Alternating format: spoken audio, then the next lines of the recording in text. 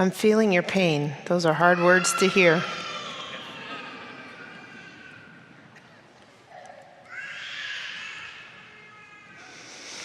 On Monday, March 4th, 1861, as part of taking the oath of office for his first term as the 16th President of the United States, Abraham Lincoln delivered his first inaugural address. The situation in the country was dire. 7 states had seceded from the Union. Jefferson Davis had been inaugurated as the President of the Confederacy only 2 weeks before. Against the advice of those tasked with keeping him safe, Lincoln took the oath of office on the East Portico, and then he addressed the country. Can you imagine what the task of speaking to the country that day felt like? Lincoln's leadership must have felt overwhelming in that moment. Bitterly divided by ideological differences and poised on the edge of a deadly conflict, America was in crisis. But still holding out hope that they could somehow avoid this terrible war, Lincoln ended his speech with this impassioned plea. I am loath to close. We are not enemies, but friends. We must not be enemies. Though passion may have strained it, must not break our bonds of affection. The mystic cords of memory stretching from every battlefield and patriot grave to every living heart and hearthstone over all this broad land will yet swell the chorus of the Union when again touched, as surely they will be, by the better angels of our nature. The better angels of our nature. I can't think of more apt words to hear on this Sunday, the Sunday before historic election day this week. When we go to the polls this week, Americans we must dig deep to summon the better angels of our nature. Yesterday, Pope Francis warned, fear is fed and manipulated because fear, as well as being a good deal for the merchants of arms and death, weakens and destabilizes us. It destroys our psychological and spiritual defenses. It numbs us to the sufferings of others. And in the end, it makes us cruel.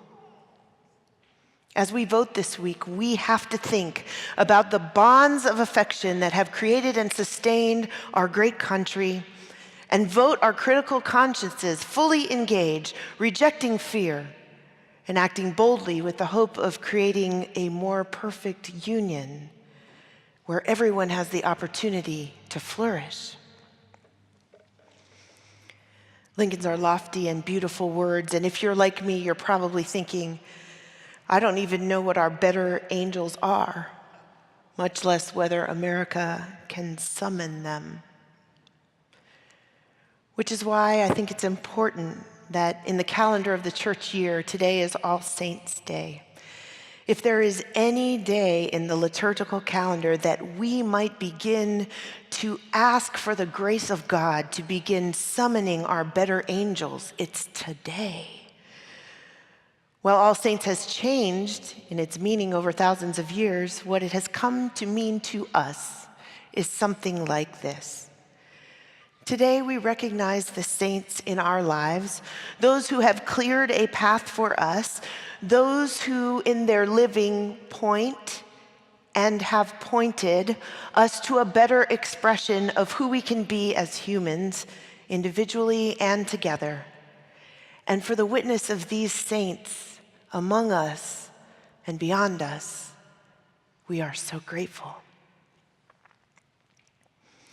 Informing our thinking today is a passage from the Apostle Paul's letter to the church at Ephesus, where he celebrates the saints there, giving thanks for their lives and wishing for all of them a spirit of wisdom, so that you may know the hope to which he has called you, In Paul's words, we can certainly recognize those who we call saints in our own lives, maybe even the pictures that we brought with us today. But All Saints' Day is anything but a nostalgic wish you were here. You'll notice that Paul calls those first living and breathing Christians saints. Today is certainly a day to express gratitude for the lives of others who have modeled faith for us, but it is even more a call to you and to me to live fully into the better angels of our nature, to summon from within everything good that we can muster, so that we, like them, become people whose lives reflect grace and love and mercy and justice and peace. Most of you, like me, probably don't think too often about the details of medieval history, but I'm betting that some of you remember the name Johannes Gutenberg. Gutenberg lived in the 1300s in Germany, and he was one of those folks who was always coming up with the next great invention. We remember him, of course, because he is the inventor of the printing press, an invention that totally revolutionized the church by making the Bible accessible to common folk, and it revolutionized the entire world by making the printed word available to everyone. What a lot of people don't know about Johannes Gutenberg, though, is that before his invention of the printing press, he was one of those guys who tried one harebrained scheme after another to try to hit it big finally. One day, while working as a goldsmith and inventing on the side, Gutenberg had an idea that he was sure would change the entire world, that he could manufacture metal molds of letters which could fit into a frame, and that could possibly earn him a little bit of money. As it turns out, he was right. But while he was so anxious to try his idea, he didn't have the funds to create this new machine. So to make some quick startup money, Gutenberg racked his brain to think of something that he could sell very quickly. Shortly after he dreamed up his idea for the printing press, he got the news that in his little village of Mainz, there would be a festival coming up in which relics from the Holy Land would be brought and put on display. Gutenberg knew that people would flock from all over Europe to get a chance to see these holy relics. It could be like a fragment of a bone from an apostle's corpse, or a vial of dirt said to come from beneath the cross of Jesus, or a scrap of cloth from a shroud that someone said Jesus wore. Whatever the relics were, they were holy objects that faithful people wanted just to get a glimpse of, just to make some connection to the holy. And just like any good innovator, he immediately saw the entrepreneurial opportunity at hand. Here was the problem that Gutenberg thought he could solve. With the press of all the people flocking in from everywhere, it would be hours and days of waiting in a long line to get even close to the relics. And even when you got close, chances were that the crowd would prevent you from getting a good look. So he thought if somehow he could provide a way for the pilgrims to see the relics, he could make enough money to build his printing press.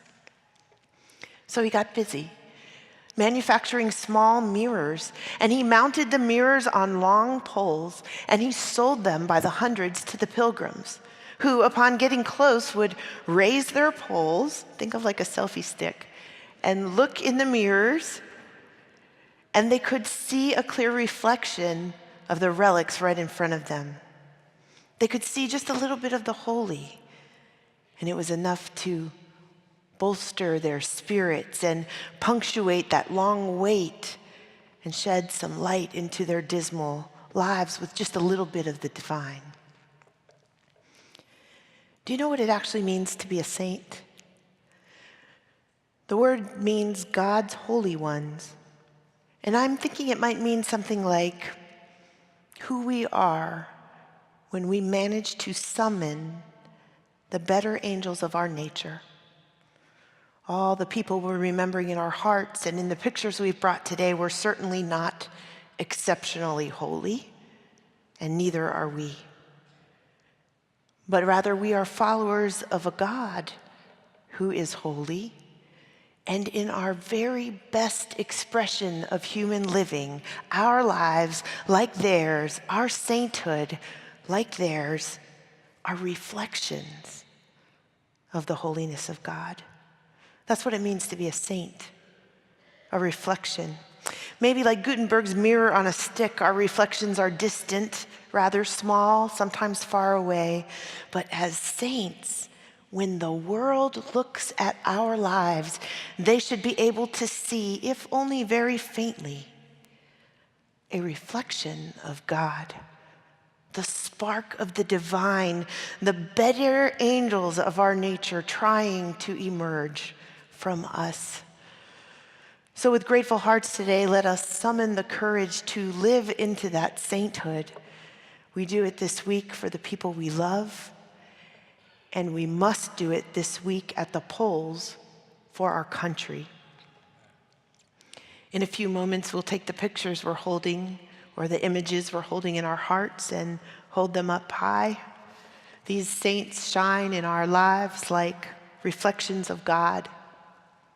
And we can shine too. We can be the better angels of our nature, as so many have shown to us. And so we must try, and we will. Amen.